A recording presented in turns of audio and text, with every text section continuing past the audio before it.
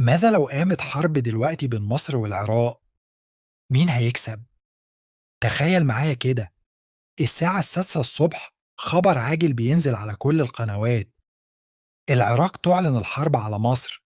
الدنيا بتتهز، الناس بتنزل من بيوتها مش فاهمة ايه اللي بيحصل. السوشيال ميديا مولعة، والمحللين مش لاقيين تفسير. بس ازاي؟ ليه؟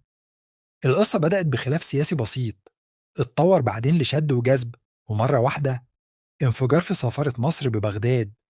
مصر بترد بتهديد، والعراق بتعتبره إعلان حرب. اللحظة الحاسمة وصلت.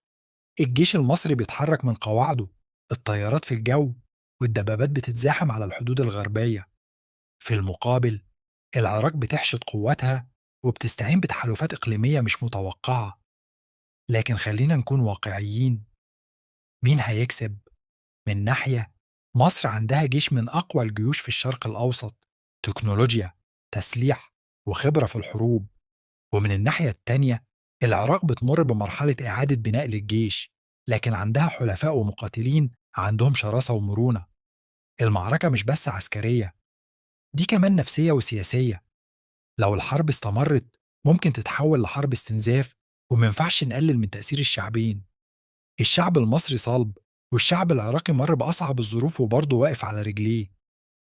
النهاية، مفيش فايز حقيقي في الحرب. اللي هيتأذى أكتر هم المدنيين، والدم هينزل على الأرض من الطرفين. لكن السؤال اللي لازم نسأله، ليه نوصل للحظة دي أصلا؟ الحرب بتكسر السلاح، والسلام بيبني الإنسان.